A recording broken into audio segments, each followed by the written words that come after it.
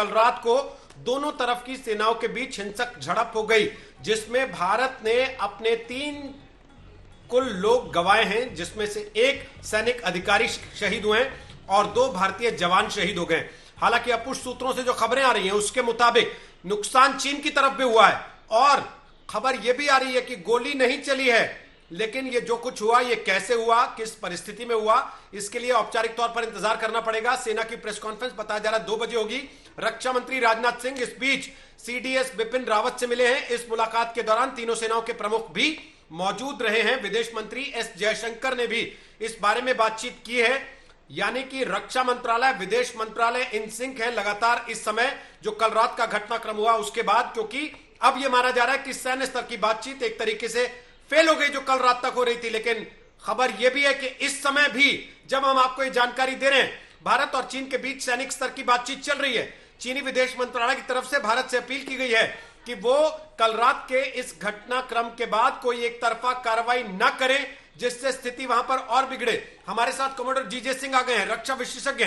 मेरी सहयोगी श्वेता सिंह हमारे साथ लगातार मौजूद है, जो पिछले करीब 1.5 महीने से लगातार आपको जानकारी दे रहे हैं। डोकलाम के स्टैंड ऑफ के समय में श्वेता वहीं पर मौजूद थी जहां से कुछ दूरी पर यह पूरा घटनाक्रम हो रहा था और वहां सेनाएं दोनों तरफ की आंखों में आंखें डालकर खड़ी रही थी 70 से ज्यादा दिन तक।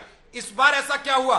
सब्र क्यों जवाब दे गया और किसका सब्र जवाब दे गया, यह बड़ा सवाल होगा। कमांडर जीजे सिंह, पहले मैं आपसे पूछना चाहता हूं, पिछले 50 साल में ऐसी कोई परिस्थिति देखने में नहीं आती जहां भारत को अपने कोई अधिकारी या जवान एलएसी पर इस तरीके की वारदात में गंवाने पड़े हों।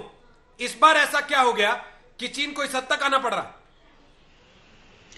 रोहित, सबसे पहले तो बड़ी ये चिंता की बात है, इसमें कोई शक नहीं, क्योंकि आप जैसे कह रहे हैं 42 साल पहले से अभी तक कभी हुआ नहीं था ऐसे। और दूसरी बात ये मैं कहना चाहता हूं कि जो चाइना है उसकी पॉलिसी हमेशा ये रही है कि वो 2 कदम आगे आता था, एक ऐसा टेंशन का माहौल बना लेता था जिसमें बातचीत का कहा जाता था कि शांति से बात करेंगे, हम अपने आप ही इसको खत्म करेंगे, इसको बढ़ाने की बात नहीं है। फिर ऐसी बातचीत करके 1 कदम पीछे हट जाता था। इस टाइम हम देख रहे हैं कि अभी वो पीछे 1 कदम पीछे नहीं गया, उसने पहले ही वहां पे अपनी फोर्टिफिकेशंस, अपना तोपखाना, आर्टिलरी और सब जो हथियार हैं वो जमा कर रखे हैं।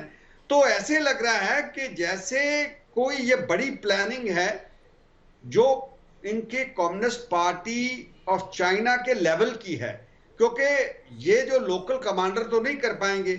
अभी हमने देखा है कि 6 जून को हमारी तरफ से लेफ्टिनेंट जनरल हरिंदर और उनके लिनल्यू मेजर जनरल आए थे और उन्होंने आपस में ये बात की थी कि जो भी मुद्दा है वो हम 2003 और 2013 का जो पहले हमारे एग्रीमेंट हो रखे हैं, उस एग्रीमेंट्स में बिल्कुल साफ ये दर्शाया गया है कि हम कभी भी कोई ऐसा स्टेप नहीं लेंगे जिसके साथ टेंशन हो, एस्केलेशन हो, और हम उसको शांतिपूर्वक तरीके से जो है रिजॉल्व कर सकते हैं। तो अभी हम देख रहे हैं कि जब हमारे जनरल वहां पे गए, वो पूरे पिछले 5 जो एग्रीमेंट हो रखे हैं वो सभी लेके गए और उनको समझाया, वो कन्विंस भी थे, मगर देख रहे हैं कि फिर वही बात पे अड़ गए वो कि 2 कदम आए, भाई 1 कदम पीछे गए हैं। और हमारी जैसे ये आपके अभी राहुल कनवल बता रहे थे कि एक ऐसी पहाड़ी ऊपर आके बैठ गए, जम गए कि वो हमें कभी भी टारगेट कर सकते हैं। जब हमारा कोई भी कॉन्वॉय जो वो सड़क दौलत बेग को जाती है उसके ऊपर कभी भी हमें नुकसान पहुंचा सकते हैं। उनको बात से समझनी चाहिए कि जो हम अपना इंफ्रास्ट्रक्चर बना रहे हैं वो हम अपनी सॉवरेन टेरिटरी के ऊपर बना रहे हैं, हम उनके एरिया के ऊपर तो बना नहीं रहे। अभी उनकी थ्रेट परसेप्शन अगर बढ़ जाती है इसके ऊपर, तो ये तो उनको अपने आप समझाने की बात है। उनकी परसेप्शन उनकी प्रॉब्लम है ना, वो हमारी प्रॉब्लम नहीं है। पहले हमने देखा कि वो लोग शांत थे क्योंकि इस साइड पे कोई इंफ्रास्ट्रक्चर नहीं था, हमें कई दिन लग जाते थे। वो अगर हमने बाय रोड दौलत बेग ओल्डी पे जाना है, क्योंकि फौज के अंदर ये प्रिंसिपल सिद्धांत होता है कि जो मोबिलिटी है बहुत ज्यादा मैटर करती है, कि जो मोबिलिटी पीछे से आगे आने की एक दिन में हो और दूसरी जगह अगर वो 6-7 दिन के लिए हो तो बड़ा फर्क पड़ता है। अभी चाइनीज ने अपनी तरफ जो मोबिलिटी है वो इतनी बढ़िया कर ली है इस बहाने के हम तिब्बत में जो है वो टूरिज्म का इंफ्रास्ट्रक्चर बना रहे हैं फ्रॉम तिब्बत टू चाइना। तो उस बहाने अपना इंफ्रास्ट्रक्चर पूरा बना के बैठ गए।